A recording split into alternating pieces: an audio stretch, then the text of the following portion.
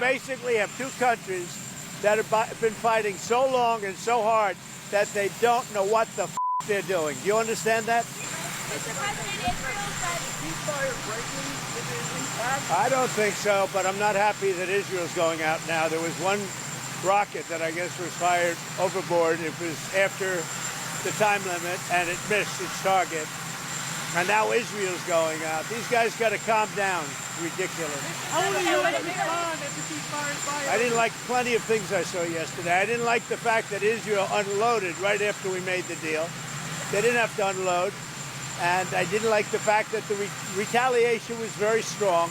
But in all fairness, Israel unloaded a lot. And now I hear Israel just went out because they felt it was violated by one rocket that didn't land anywhere. That's not what we want, I'll tell you. And I'm telling you, I'm not happy about that, Israel, either. All I do is play both sides. I'm going now, as you know, to NATO. Some of you are going with me, and I think it's going to be successful. We'll see. I'll let you know. Are you going to see the agreement? It's a new dawn in the Middle East. Thanks to the agreement you managed to achieve.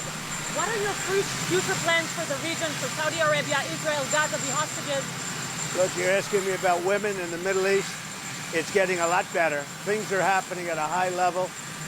As you know, Saudi Arabia's done a really good job. It's coming out far faster than I thought. So we're very happy about what's happening with women in the Middle East. No, I'm talking about a new dawn in the Middle East that you managed to achieve last night. Yeah. The region is going to a new place with this agreement. Can you tell us what's your future plans for Gaza, for the hostages? It's a new dawn. I appreciate the question. You're very nice. Who are you? Thank you. I'm Maria Krause from Israeli Channel 13 News. Well, we have to have Israel calm down because they went on a mission this morning. I got to get Israel to calm down now. Did you get to speak with the Prime Minister? Did you talk to Prime Minister Netanyahu last night? I speak to everybody.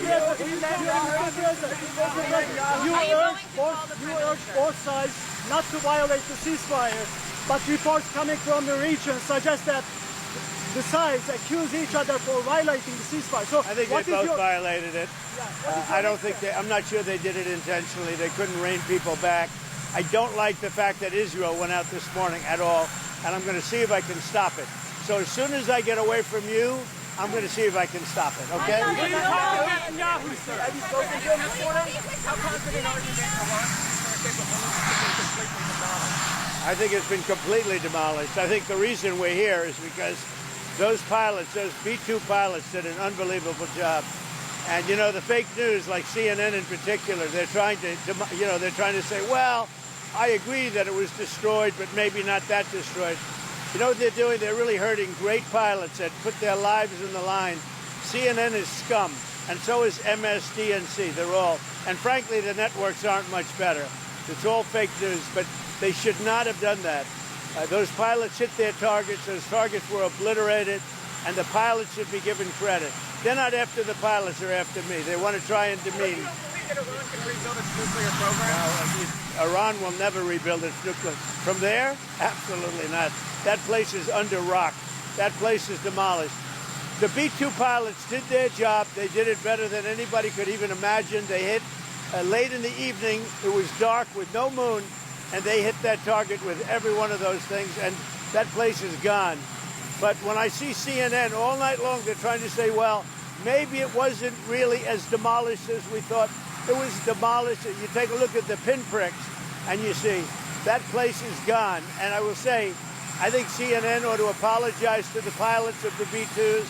I think that MSNBC ought to apologize.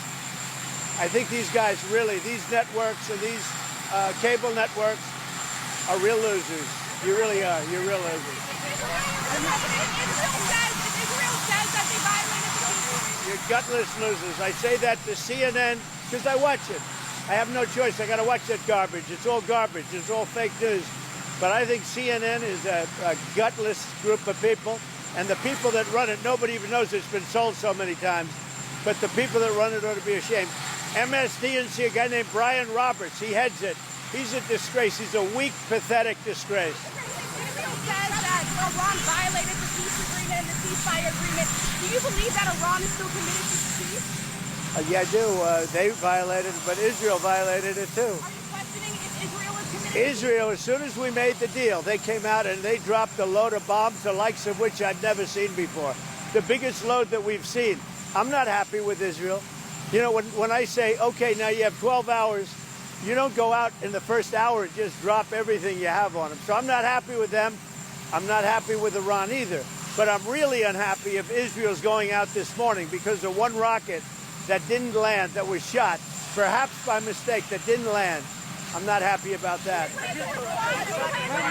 You know what?